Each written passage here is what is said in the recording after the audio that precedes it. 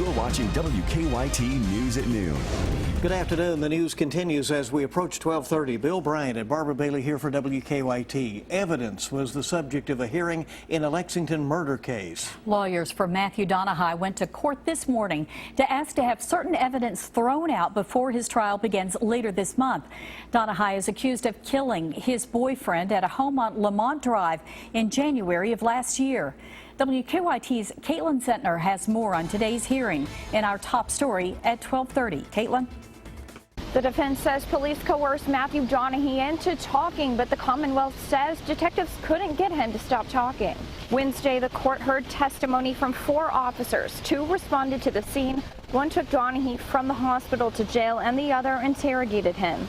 The defense wanted evidence thrown out, saying their client was under the influence of a fistful of sleeping pills and police coerced him.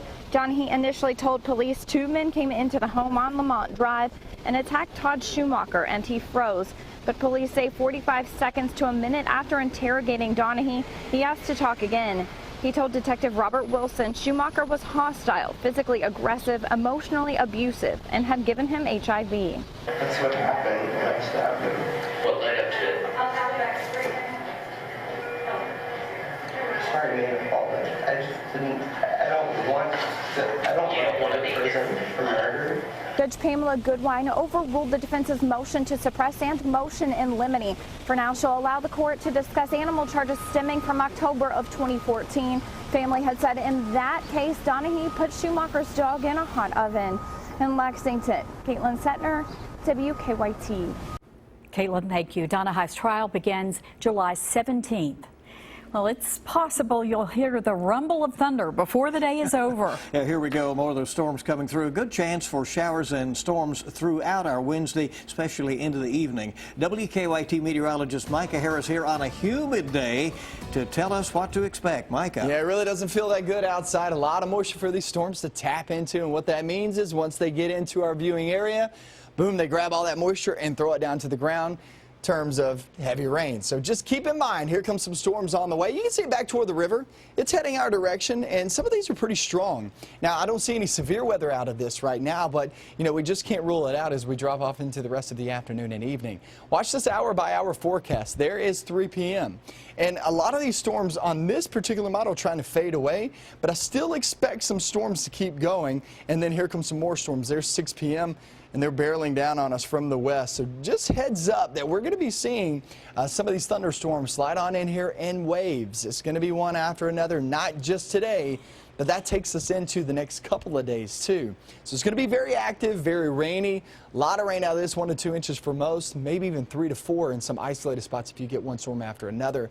We'll talk about that the next 3 days, and also look for your weekend, because your weekend looks much better. That's coming up. All right, that forecast in just a few minutes. The report of a man and woman fighting has ended in a drug bust. Police in Laurel County say the domestic call led to the discovery of an indoor growing marijuana operation. One of the suspects is speaking out now from jail. WKYT's Phil Pendleton has more in a story that's new at 12:30. Phil?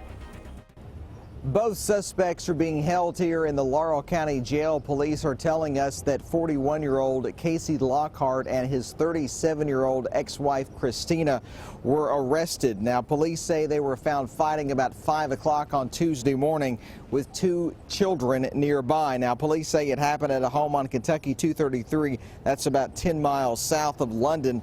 While investigating the fight, they say they found an elaborate indoor marijuana growing operation.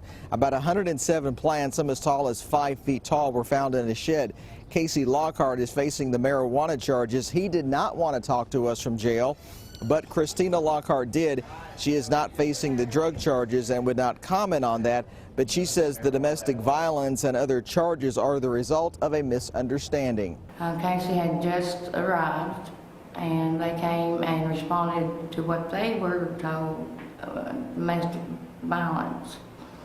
We had not been fighting. Christina Lockhart is charged with assault 4th degree, domestic violence, public intoxication, and endangering the welfare of a minor. In Laurel County, Phil Pendleton, WKYT. The 15 and 9-year-olds were placed with other relatives after social services was called. Well, police have identified a man suspected of stealing from a business. Nicholasville police say Michael Scott Bishop broke into vehicles at Precision Auto Care last month. Police released this surveillance video shortly after the thefts happened. Police tell us Bishop is in jail in Lexington on unrelated charges. The theft case will be presented to a grand jury. A 7-year-old is dead after police say his older brother accidentally shot him. The Paintsville Herald is reporting that Blake Case died Sunday. State police say he and his 8-year-old brother were playing with a loaded gun at a home on July Drive near the Lawrence-Johnson County line when it went off. And according to state troopers, they didn't know it was loaded. Case died of his injuries at a hospital. Police say there was an adult around at the time of the shooting, but they do not expect to be filing any charges. A man survived being hit by a train this morning. Police in Whitley County say the train clipped 54-year-old Steve Lawson as he walked on the tracks near Kentucky 1804. The impact knocked him down an embankment. Police say Lawson, by the way, was naked at the time of the crash, and they suspect he was on drugs. He was taken to a local hospital for treatment. Investigators want to know if an early morning garage fire is a case of arson. It happened around 4 o'clock this morning on Maryland Avenue. The homeowner tells us he thinks his nephew set the fire as revenge because he recently kicked the nephew and his girlfriend out after letting them stay for a while. Investigators want to find the nephew, Ronald Strunk. They say he might be driving a Ford Mustang that's been spray painted black and has a red top. It has temporary Ohio tags. The Lexington Fire Department is mourning the loss of one of their own today.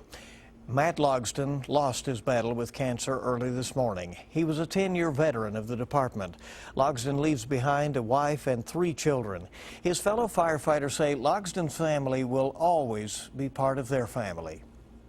That just because Matt's gone doesn't mean that we'll kind of dump them, lay them aside, and whatever they need, all they got to do is let us know. I mean, if it's plumbing or mowing the yard or moving or whatever, you know, whatever they need, we're here for them. Funeral arrangements for Logston have not been made yet. And a final goodbye for the founder of Southland Christian Church is underway now. The Reverend Wayne Smith died last week at the age of 87. His visitation is going on now at Southland Christian Church on Harrodsburg Road. During his time at Southland, the congregation grew from 152 original members to 3,700. The legacy you built is from the heart. It's not just what's out of the Bible, but it is the Bible. It's the spirit that comes from it. And he was more of a spirit, you know, it just unlike anybody I've ever known. You know, just fun to be around. Reverend Smith retired from the church in 1995. He'd still been around quite a bit. His funeral begins in about a half hour. Pill organizers might turn out to be helpful, but researchers say they actually could end up doing more harm for the elderly than good. And cooking at home can lower your risk of a certain disease. Details next in today's Better Living Report. Now, your hour-by-hour forecast with meteorologist Micah Harris.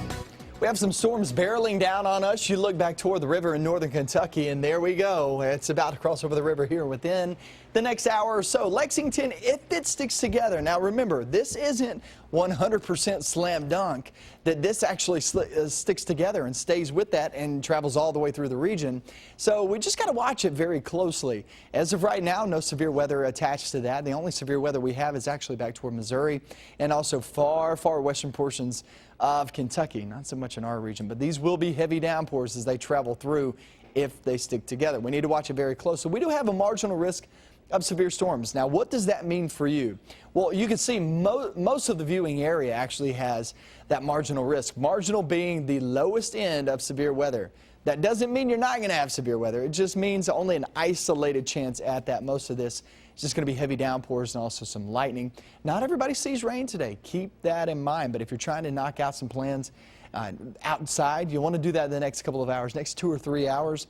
That's your best bet to stay dry. After that, well, it looks like it's all downhill from there because then the storms roll on in. So afternoon, evening, heads up for some storms across the area. Into the night, we can't rule it out. It's not a great chance overnight, but there is a possibility at a couple of rumbles overnight and into tomorrow.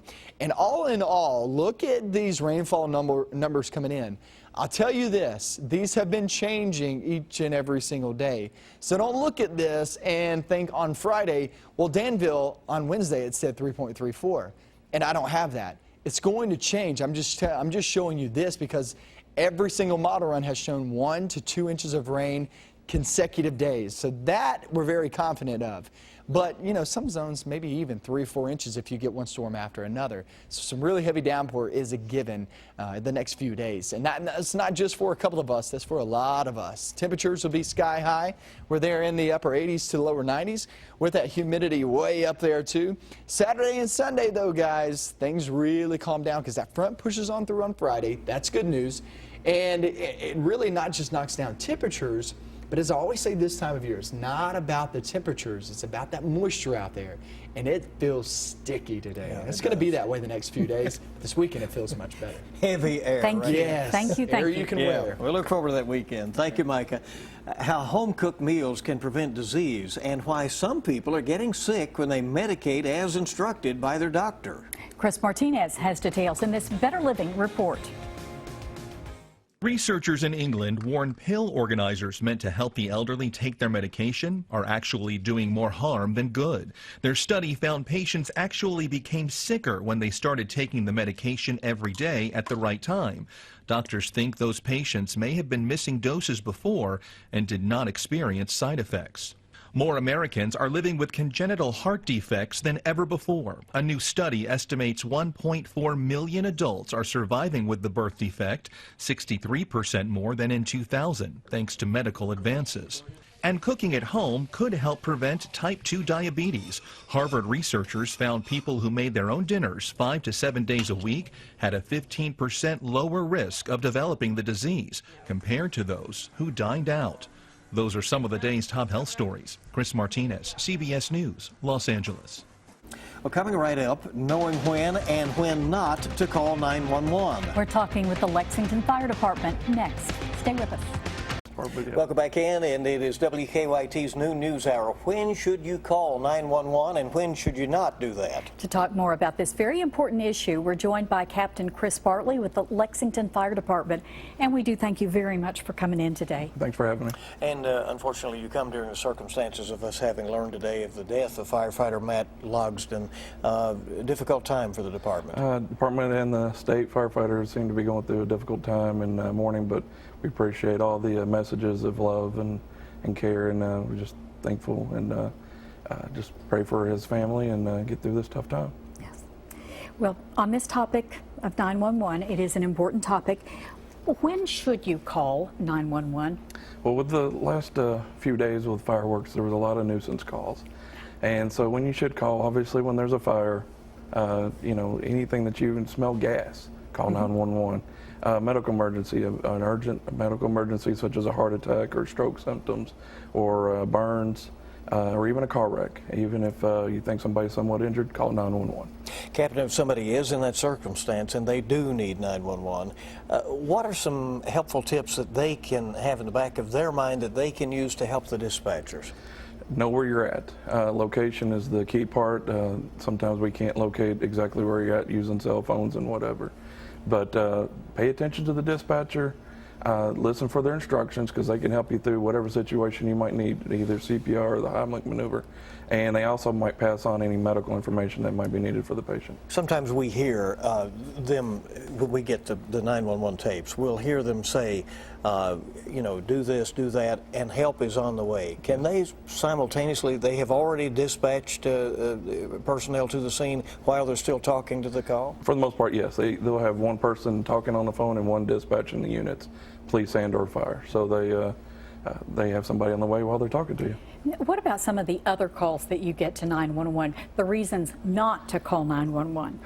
Basically just nuisance calls, your dog barking or neighbor's dog barking, fireworks, anything. The way we look at it is call 911 if you or someone else, life or limb is in danger or something, a medical emergency cannot get better. if you don't go to the hospital. If it gets worse, call 911. Okay, and obviously for other calls you have a non-emergency number, and in Lexington that is 859-231-5600. 5600 and also 311 can be used as well during the day, and you can have a service call there. All right, and of course in your locality, if you're in another town, know that non-emergency line as well. Yes, that'll work as well. Thanks for coming, Captain. Thank you very much. Well, here she is, Miss America, question mark. That could be coming. Stay with us. We're talking to Laura Jones about how her title, Miss Kentucky, is helping to make a difference. And welcome back into WKYT. She is touring the Commonwealth right now, speaking out about important issues that are personal to her. We're happy to have our new Miss Kentucky 2016, Laura Jones, here with us. Welcome. Hi. Boy, it's been an exciting time for you. It has. Exciting couple of days. Whirlwind. Yeah, congratulations. Thank you. Yeah, this is only day 4, so I'm still learning how to exhale and take it all in. Well, we're excited you could be with us so early in your reign. What was your personal platform? My personal platform is WAIT. It stands for What Am I Thinking? And basically, I'm dedicated to speaking out about eating disorders, creating awareness, educating about how detrimental they are. And it was motivated by a personal experience of my own. I personally struggled with an eating disorder about 5 years ago, and it's something that was very personal to me, and I wanted to mentor and counsel young girls through it myself. It's an important way to be able to use the crown for good, Absolutely. isn't it? What did you think when they called your name? Take us back to that. Oh, goodness. It was such a blur, but this was not my first rodeo as far as Miss Kentucky went. This was my 4th year competing, so after working for so many years towards this, I had a peace about it. Honestly, the whole week was just so peaceful for me, and I couldn't have asked for it to be better. So when they announced it, it was just like oh, finally. Thank you. And the Miss America pageant is next, and tell us about when that will be and what the preparations are for that you're going to be doing. Yes, it's coming up very quick. September 11th is when it will air, and I'm excited. I mean, until then, we've got mock interviews and, of course, shopping for new evening gowns and working on talent and everything, so things like that, and then also just internal mental preparation, you know, just getting to where I can relax and be peaceful about all of it and know that this is a great opportunity no matter what the outcome is. You have so many of those big events coming up there, but what are you looking forward to when you are here in Kentucky? What's that experience going to be like for you? There's so many parts of the state that I have yet to see. I grew up in Spencer County, and of course I represented Danville in the Miss Kentucky pageant, but there's so many parts of the state that I'm excited to see and visit for the first time, and I'll be working with the Kentucky Department of Agriculture. I'll be promoting Kentucky Proud and other organizations like the Children's Miracle Network. So I'm excited for those genuine, real conversations that I'll have with people I've never met and just seeing everything that I haven't seen yet. Important to you to be a role model for the young folks who'll be seeing you? Absolutely. Absolutely. I think that's the #1 job of Miss Kentucky and of any title holder is to be that role model for young people and really people of all ages too. All right, we're going to be cheering you on. Thank September you. 11th is the big day. So. Yes, I'm so excited. I think, by the way, you have been invited over to the weather wall where Micah's going to update us on the forecast. That's right. But he's going to prove a point with the green outfit. That's right. So let's check in with Micah, and then we will. Here, Miss Kentucky, all right? Here's what we're dealing with right now on Defender Radar Network. We have those storms about to move over the river. That's #1. #2 area piece of energy is back toward Missouri, and that's heading our direction. We will get those toward the afternoon and evening. Slide on up here. I'm going to prove a point why you never see meteorologists, weather people in green. This is exactly why, okay? You are a floating head when you wear green, guys. Unless you are Miss Kentucky, then you're a floating head with a crown on. That's not bad. That is amazing. Looking good. Okay. Oh, but she's going to be a wonderful representative for Kentucky. Absolutely. It's We're wonderful very to get excited to see her so early after being crowned. Well, The Young and the Restless is next, followed by The Talk at 2. And that's WKYT News at noon. Our next newscast at 4. Have a good one.